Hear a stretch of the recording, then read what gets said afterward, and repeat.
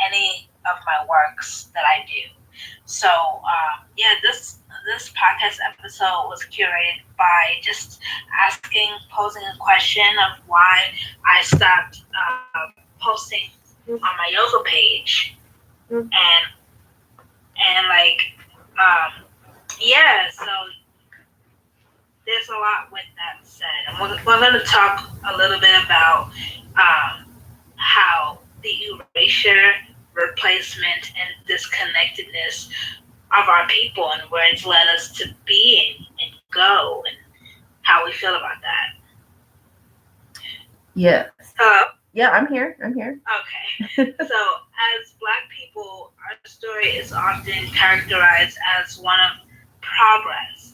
Yet, the fact that we were fully civilized in Africa prior to the invasion of Europeans often gets lost. The colonization of Black people was and is a part of the conditioning process that causes us to understand our history through a white lens. Now, I don't necessarily think that all Black people came or originated from Africa. I believe that we are the Aboriginal people, and with that said, we came from all corners of the earth. And it's important to know that our history has been so erased and so dismantled that we really don't know, and it's hard to pinpoint exactly where we're from and how we associate our culture from the cultures of European people. I mean, like in America, Europeans rule practically everything when it comes to culture. Not only their culture, but they also appropriate our culture. And it's really uncanny how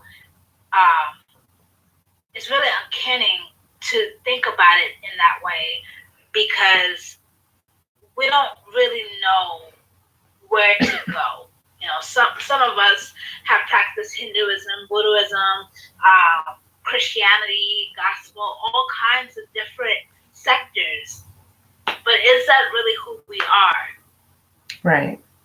You know, and so given the fact that our history has been conditioned through these so-called white lens, how has your experiences with yoga culture shaped you as a Black person or just as a person of color?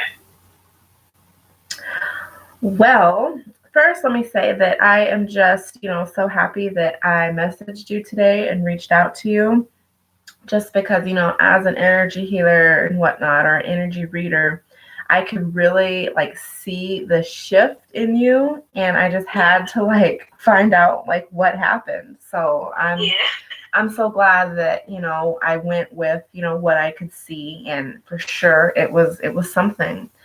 So I'm honored to bring you on here and just be able to speak my truth. I mean, at first I didn't know what to think or what to say, because I'm still going through a lot of unlearning and relearning. So I didn't want to come off as someone that knows it all, because I don't. But what I do know is that it wasn't resonating with me anymore. I love the practice. Don't get me wrong. I love it, but I want to do things that associate myself with my heritage, my culture, and what that means to me. Right. And that's good. Good for you for, listening to your intuition and listening to that, inner feeling and honoring it and going with it. For sure. So, well, to answer your question, as far as, because you asked about how has yoga culture influenced me, you asked, kind of as a Black woman. And, what's interesting about yoga is that I have done it, for a while, since I was younger. A lot of it accompanied a lot of the sports that I used to do. So it was done just to stay flexible so that, I didn't pull a muscle or anything. And then, as I got older, I ended up doing it when I was pregnant. So I did like prenatal yoga. And then, afterwards, after I had my child, Yeah. I did yoga then too. So that's another time in my life that it came around. And also dealing with, things that I needed to heal from, bouts of depression and anxiety and just, not feeling really well. The yoga Yeah. practice really helped me to connect with myself, and it was really like a workout. Yeah. Just because I feel like it is important to do, just because we do store energy, and emotions and things in our body. So it's very beneficial to, stretch and get all that stuff out, right? It is. I mean, like, I practiced yoga for the sake of my mental health. It helped Mm-hmm. me tremendously. I was able to focus more, and it was more so creative on my part. I love working out, but doing yoga is just something about it is so special and sacred, and I love doing yoga. Like, I miss it even now that we're speaking about it. Like, I miss doing the poses and learning more and more each day. But like I said, I don't really know if this is for me, and Mm-hmm. I'm kind of like at a loss. I don't Mm-hmm. know what to do Okay. as far as that. Okay. And that's okay sometimes to feel like that. But I can tell you that I went through my yoga teacher training and everything. And I was so excited to get out there and to start a social media profile and start a class. And, I had these dreams of having a retreat and, just having retreats and workshops and traveling and meeting people and the clothing line and the mat line and just, things just kind of Yeah. got, kind of Hollywood with it. And so I was ready to get out there. And, the first thing you notice is that none of us, as I guess that's the black as black women, aren't really represented in it. Yes. So that was the first thing. But, just growing up in this country, I mean, there's lots of barriers that we need to break.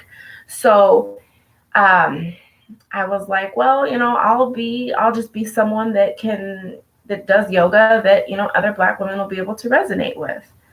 Exactly. But I for mean, we definitely need representation in mm-hmm, all corners of that aspect, especially when it comes to exercising the body. Body positive is important in the Black community, mm-hmm, and not just appreciating your body, but appreciating that there is a spirit within the body that needs more self love. And mm-hmm, when I was growing up, most white people did yoga, mm-hmm, and when I tried to do it, I was laughed at a lot yep, because I was being different, and I knew that it wasn't really different. It was just something that I like to do that was inclusive. But I never seen anyone like myself mm-hmm, doing yoga before, especially someone who has a curvier body than the average woman. And so, yeah, it's important for yeah. representation. I remember when I first started doing it, and one of my friends was like, "Oh, so you want to do that rich white woman sport?" Yeah, And I was like, "What you mean?" yeah, So it was just like, so that was what was, I kind of just got hit with that. yeah, And like you're saying, I went in with those hopes of this is what it's going to be, pave the way. Here we go. But for whatever reason, it just got to me. And anytime I would try to like shoot my videos or whatnot, I would feel really insecure. I started comparing myself a lot. Um, and what turned out, I mean, my practice became really private. I didn't really want to share it for whatever reason, yeah. just because of all those things we mentioned, where it was like, what the hell are you doing? Like, why are you doing yoga? Yeah, those Um, insecurities, yeah. feeling like alone or feeling like you're the only one of your kind doing it. And it's like, yeah, I truly relate to that too. Yes. So, and it's been years that I've been really trying to like grapple with this. But then again, like I kind of came to the same point that you came to, Yeah. which is what brought us together today, was that, I asked myself, like, was it last night or the night before? Was that it was like, Kendall, you've been really like talking about how you want this and you've been wanting all this and everything, but do you really want this? Like, is this really, who you are? And with learning with the chakra system and how energy works and everything, sometimes like our ego gets in the way. Yeah. And we want to identify with that ego so bad, but we may be somebody completely different without that ego. So, so And some, like, I think yoga itself, we can make it our own. And just to know that being confident within your practice, whatever you do, whether it's art, if you're an artist or a poet, to be confident in that no matter what is empowering. yes. Like, just to see you with doing your yoga and the fact that you are, a yoga coach and all that, that's inspiring. That's inspiring to me. And I don't do yoga professionally. So you inspire me each and every day. Every time I see a post from you, I'm like, okay, go ahead. Yes, Yeah. So Thank you. you really don't know who you're blessing with the works that you contribute into this world. Okay. And, it's important to keep doing that. Even if it's not yoga, it could be a different thing than yoga. We can call it something different or try to create our own essence to what yoga means to us, without trying to attach the name or the religion behind it. Mm-hmm. Because, like, for me, I'm going to share a story. So, last year I went to Yoga Fest in Jersey City, New Jersey. I had a really beautiful time, but when I was there, I noticed that there were a lot of chanting and Sanskrit being chanted, and I always used to wonder why do we associate those chanting Sanskrit, even though I know each pose have a Sanskrit. Why does Hinduism have to be so bold in the yoga community? Why can't we separate that and make it our own? Mm-hmm. And I just felt like off from that point on. I knew within me I wasn't really aligning myself to the person I wanted to be, because I was just doing this because I thought I thought it was part of my spiritual journey. Like, for example, tarot cards, oracle cards. These are things that if you are on a spiritual path at once in your life, you're going to pass through that, because you see it every day thanks to social media. It's being plastered all over social media about tarot cards, voodoo, hoodoo, all of that. So you start to get intrigued with these many different things and then realize, is this really me? Is this what I'm really supposed to be doing within my journey? And I don't necessarily disagree with anyone who practices voodoo. I just think that it takes a skill and an appreciation and a respect to do that. You can't just jump into anything. Just like yoga. You can't jump into yoga. You have to first realize that it's a practice. It's a sacred practice. And yeah, it takes time. Just like being a self-taught herbalist. I don't call myself a herbalist or a professional yogi, because I'm not. I'm a novice, and I'm learning each and every day about the practice. Despite whether I want to claim it or not. So I think that with social media being so vast and calling everything trendy, it makes this theme of it's okay to practice it, even though I'm not within that culture. Okay. Right. Yeah, for sure. I really like, what you said. What really sticks out to me is where I relate to you a lot is where when you talked about the Sanskrit and the chanting, Yes. because like, they say that yoga comes from Hinduism and whatnot, but there is some research that it comes from, a little bit earlier than that, Egypt and whatnot, but that's Hmm. neither here nor there. But I came to that realization too, where like you were just saying, like, a lot of us are kind of just grappling at trying to figure out like who are we? And it's like, yeah, Right. yoga has been really accepting and open, well, for the most part. And, it's been like a great practice, but you can't, well, I couldn't help at the end of the day just being like, but I'm not Hindu. Right. And I Right. see like quite a few other people, more of the, European whites and whatnot that are on there teaching the chakra system and they're teaching the Sanskrit and they're teaching the chanting and whatnot and they don't care, they're, Yeah. True. they're making money and that's what it's about and they just don't care. But for me, like, the spiritual journey is literally like, I believe that, because I carry the blood of my ancestors, so like the blood that's Right. within me was within my ancestors, so I feel like it cries out to be healed and like healed for real. Like, there's just so much that my ancestors are speaking through to me, and one thing that they want, I feel, is to know thyself, to find out like who you are and to be true to who That's you right. are. Just because. That's true. And like Mhm.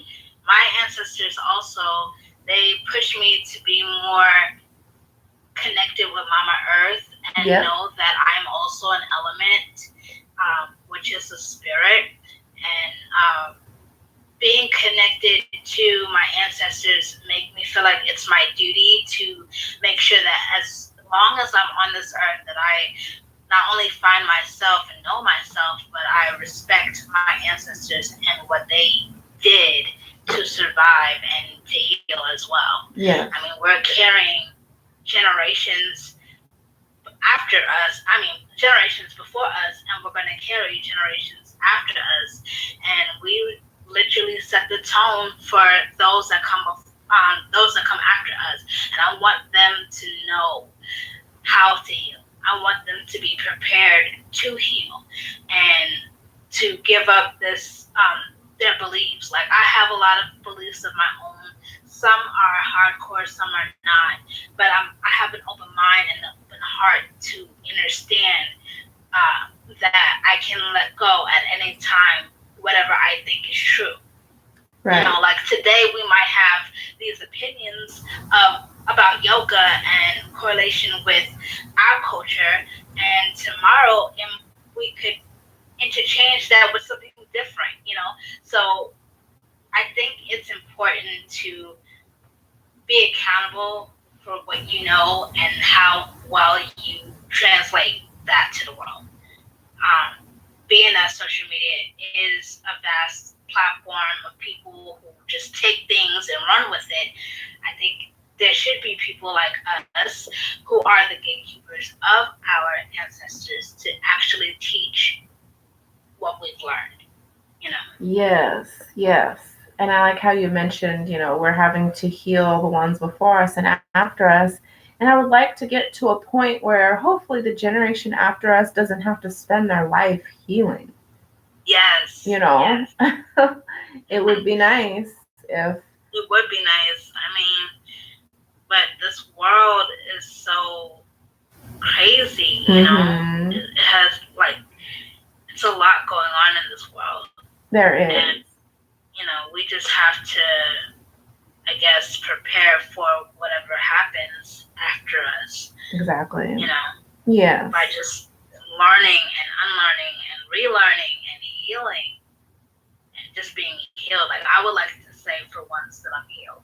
But Yeah. I know that healing takes a long journey, and I'm not going to sit here and say I'm healed because I'm not healed yet. Right. And that's okay. Yeah, But especially all that we've been through. yes, Yeah. You know. definitely. So that just brings us to the point of like, how do we put together like a practice like that's authentic, that's African centered? But then again, it's like, was all of this taken from us? And like that's the hard part for me, is that it's like, was it just looted from us and everyone else just took it, put their name on it, and kind of left us with nothing? It's kind of hard. It's like, I really want to identify, like, I'm hoping that through dreams or visions or meditations or whatnot, that someone speaks to me and lets me know, like, who were we? Like, what was it? What do you want me to do? What do you want me to revive? What do you want me to create? Because whatever it is, I'll do it. Well, that's the thing, because our history has been erased and replaced with what Europeans wanted us to learn. We're not connected, and I don't think we'll ever be, as far as learning from our ancestors. I mean, there's only so much our ancestors can give to us, that they have also have history that's been erased. Their own names have been erased. Like, if our ancestors were never enslaved or never captured, if we were able to cross the land with no problems, there would be an enrichment of heritage and all kinds of different things that we can pass on, but it's really hard to detect what is true and what is not true, because what has been erased. And I just think that the best way, in my opinion, is to start with nature. I think that food connects us to healing too. When we're eating the right things that supports the body, I agree. I think that also connects us, because when I went plant-based vegan almost 2 years ago, I just felt like a huge shift came into my world. Like, I felt connected to spirits, spiritual guides, and all kinds of different entities that I wasn't connected to before. And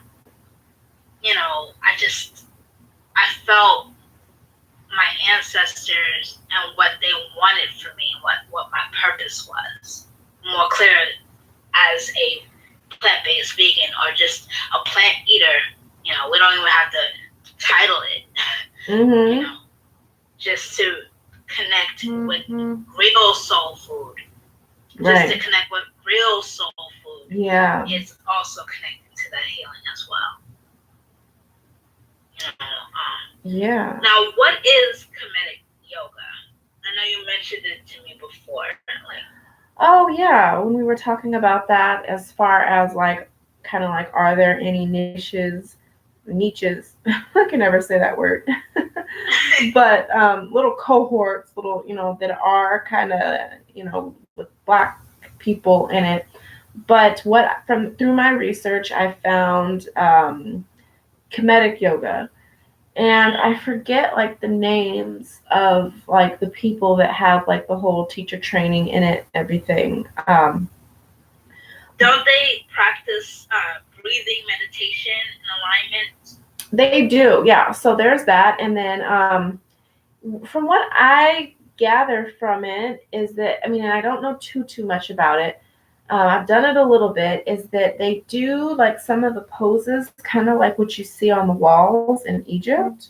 Or okay, like the scripts, scrolls. Yes. So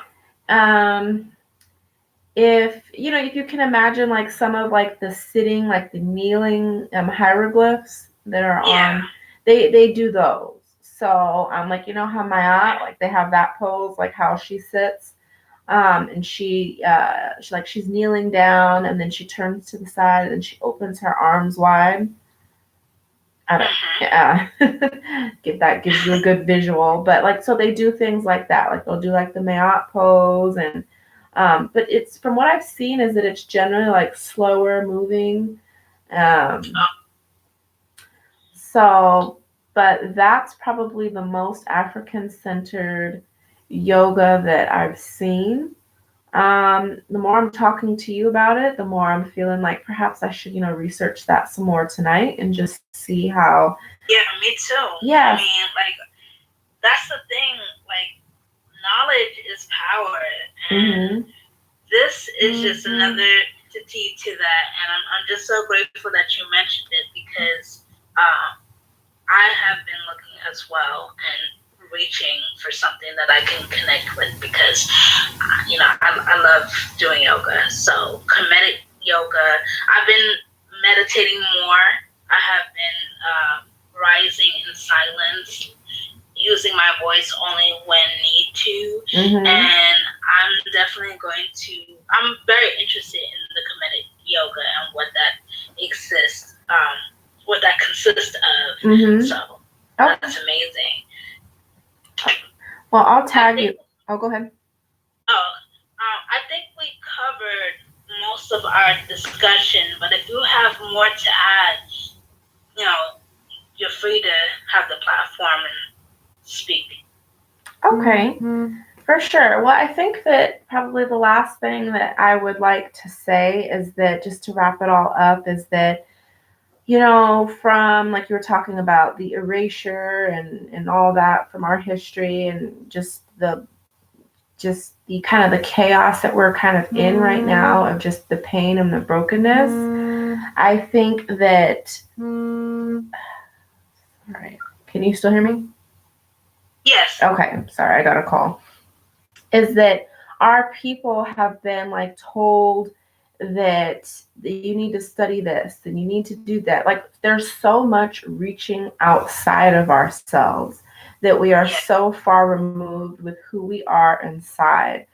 So through like what I do and when I do my readings and whatnot, I don't necessarily always use the cards. I look at the aura, I look at the person, I look at the mind, body, spirit, all that. And the biggest thing I see through all of my readings is that no one has any knowledge of self. I mean, and I was there too. So it's not anything, but just, people will be like, my mind is racing and, I don't know what this is and I don't know what that is. And then I'll just ask them, well, what did you have to eat today? And it'll be like Chinese food and coffee. And I'm like, well, that's one aspect of it. You can't like drink coffee all day and then wonder why your mind is racing. Right. I mean, it sounds so simple, but like even things like that, we are struggling with. Yes, that's true. With just even being aligned with something as simple as that. My stomach hurts all day. Well, what did you eat? Well, I just had a block of cheese. Well, you know, um, it's that's what baffles me is just like on that, like just if we're not even sure of what to feed the vessel, that's what I call the body, like the actual vessel. If we have a hard time with that, like how are we going to get to the actual spiritual and mental aspect? Because the body part comes first, like it's that's true. Like you have to feed it well, you have to maintain it well, you have to move it, you have to care for it so that it will work right. Everything is connected. Mm-hmm. Everything's connected. Right. Yeah, that's true. Right. So then, and then when we go deeper, like once I'm able to help people get through that aspect, and I don't push everyone to go, plant-based vegan because I get it. Right. It's not for everybody, but at least to, get, balanced. Then after that, once it comes to getting to the mental and the spiritual, a lot of us don't even know what we want. Just because of like, and this is part of the whole healing journey, just part of, where we were growing up and whatnot. A lot of us weren't allowed to feel. We weren't allowed to have emotions. And if you can't feel, then you don't know what you want. Or some of us were at the other end of the spectrum where they felt so much that you can't hurt their feelings. If their feelings are hurt, or offended, then they can't operate. So Yeah. we're so out of touch with that, with not even knowing how to, establish boundaries for ourselves, or learning how to stick up for ourselves, or, just not worrying about fitting in so much. So I say all that to say this, that we still have a lot of work with just identifying simply with just who we are. Exactly. Exactly. And with that note, Goddess, thank you so much for joining today on the Goddess Tribe podcast. I truly appreciate you, especially for all the audio mishaps. I thank you for coming on and speaking your truth. And I learn a lot from you, and I thank you for your wisdom. Oh, yes. Thank you so much for having me. This has been wonderful. Okay, well, then that's all that's to say. So Okay. I hope everyone is having a beautiful night, day, wherever you are. I see shalom. Peace. All right. Peace. Bye bye. Bye.